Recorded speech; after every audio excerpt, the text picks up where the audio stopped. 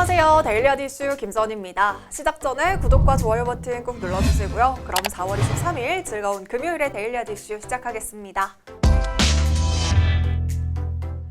네, 먼저 오늘의 테마 스케줄입니다. 첫 번째 스케줄은 배당금 지급입니다. 네, 즐거운 금요일의 배당금 소식입니다. 오늘은 현대차와 현대모비스, NC소프트의 결산 배당금 지급 예정입니다. 현대차는 1주당 3,000원, 현대모비스는 4,000원이고요. NC소프트는 무려 8,550원이라고 합니다. 네, 두 번째 스케줄은 실적 발표입니다. 오늘 다양한 기업들의 실적 발표가 이어집니다. 현대위아와 현대건설을 비롯해서 제주은행과 신한지주, 하나금융지주 등 금융주들의 실적 발표가 있습니다. 네, 세 번째 스케줄은 양자 보안 스마트폰 갤럭시 A 퀀텀2 출시입니다.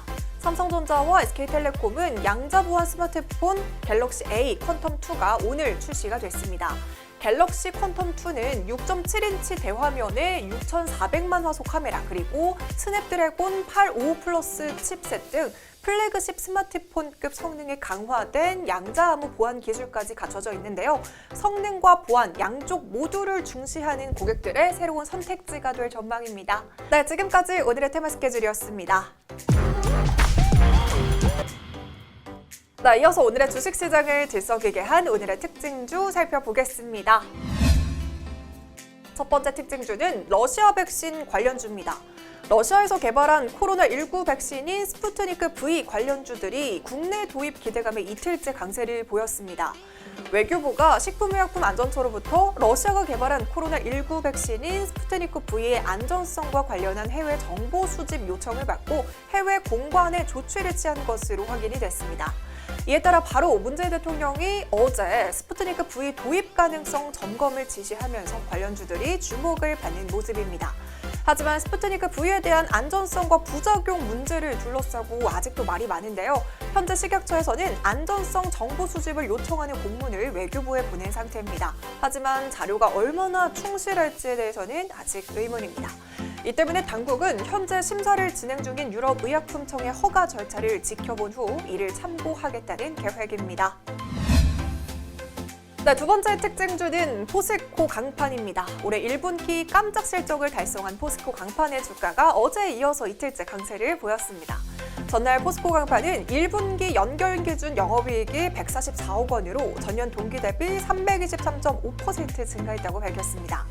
같은 기간 매출액은 2,531억 원으로 전년 대비 10.7% 늘어났고요. 당기 순이익 또한 628.7% 증가한 107억 원을 기록했습니다.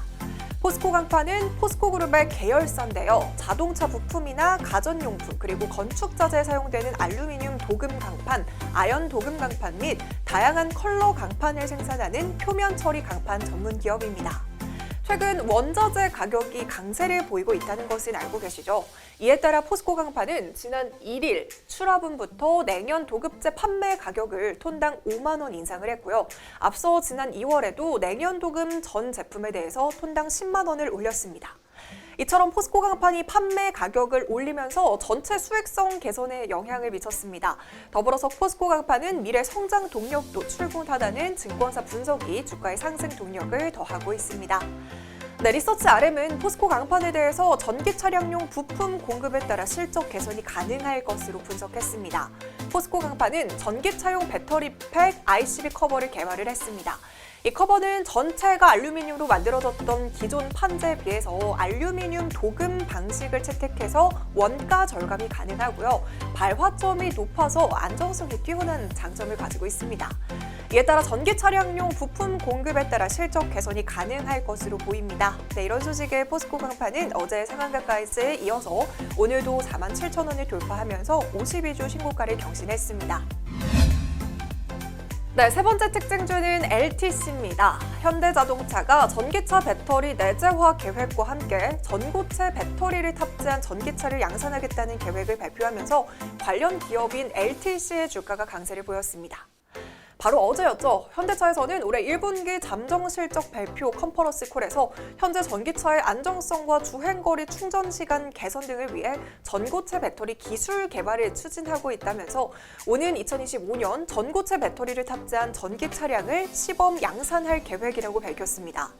현대차는 현재 여러 업체와 전략 협업을 통해서 기술과 제조 경쟁력 확보를 하기 위해 노력을 하고 있습니다. 하지만 전고체 배터리를 직접 생산하는 것은 아니며 기술을 내재화해서 양산하겠다는 의미라고 말했습니다. 네, 여기 LTC는 수소 연료 전지에 들어가는 고체 산화물 연료 전지 전해질 개발을 완료해서 차세대 연료 전지 상용화를 눈앞에 두고 있습니다. 이 LTC는 산소 이온만을 전달해서 전기가 통하도록 만드는 소재로 국내 전해질 관련 기술을 확보한 유일한 기업인 만큼 관심이 집중되면서 주가도 긍정적인 영향을 받는 것으로 풀이되고 있습니다. 네 번째 특징주는 LG 생활건강입니다. 이 LG 생활건강이 올해 1분기 사상 최고 분기 실적을 달성했습니다. 특히 화장품 등 뷰티 부분에서 매출의 56%를 차지하면서 어닝 서프라이즈를 보였습니다. 구체적으로는 올 1분기 매출이 지난해 같은 기간보다 7.4% 증가한 2조 367억 원, 영업이익은 11% 늘어난 3,706억 원을 달성했고요. 당기순이익은 10.5% 늘어난 2,588억 원을 기록했습니다. 결과적으로 매출은 2005년 3분기 이후 61분기째, 영업이익은 2005년 1분기 이후 64분기째 성장세를 계속 보이고 있습니다. 뷰티와 생활용품 그리고 음료 등 3대 성장축 가운데서 비중이 가장 큰 화장품의 실적이 크게 개선된 것이 특징인데요. 코로나19로 위축됐던 중국 소비가 빠르게 회복된 후광 효과를 톡톡히 누린 덕분입니다.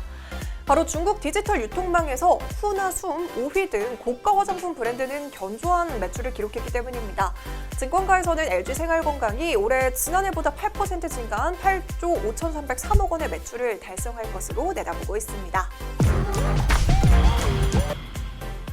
네, 그럼 본격적으로 오늘의 핫 이슈 시작하겠습니다. 오늘의 핫 이슈는 LG 디스플레이 애플에 올라타고 날아오르나입니다. 네, 디스플레이 업계에 따르면 LG 디스플레이는 올해 애플의 아이폰용 OLED 패널을 지난해 2배 이상 많은 5천만 대가량 공급하기로 했다는 소식을 전했습니다. 올해 애플이 계획한 OLED 패널 물량 총 1억 7천만 대의 30% 수준입니다. 이렇게 LG 디스플레이는 TV용 대형 OLED 패널과 함께 스마트폰용 중소형 OLED 시장에서도 날개를 달게 됐습니다. 사실 최근까지만 해도 애플의 아이폰용 OLED 패널은 대부분 삼성 디스플레이가 공급해 왔습니다. LG 디스플레이는 삼성 디스플레이에 비해서 상대적으로 적은 물량을 공급했었는데요. 2019년 400만 대, 지난해 2천만 대 수준입니다. 반면에 삼성 디스플레이는 지난해에는 16,000만 대 이상의 OLED 패널을 애플에 공급한 바 있습니다. 시장 조사 업체에서는 삼성 디스플레이가 아이폰용 패널 1억 1천만 대를 공급할 것으로 내다봤습니다. 네, 이렇게 물량 자체로만 봤을 때는 여전히 삼성 디스플레이가 많은 수준이지만요. 증가율에 있어서는 LG 디스플레이가 훨씬 앞서고 있다는 점이 주목할 만합니다.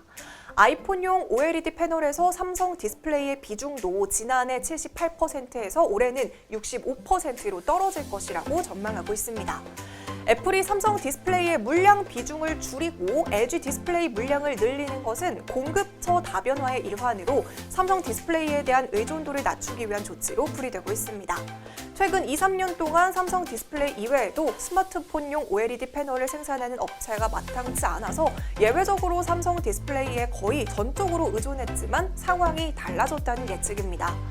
LG 디스플레이 입장에서는 삼성전자와 함께 스마트폰용 OLED 패널 시장의 최대 구매자로 꼽히는 애플을 뚫으면서 실적 증가에 대한 기대도 생기고 있습니다.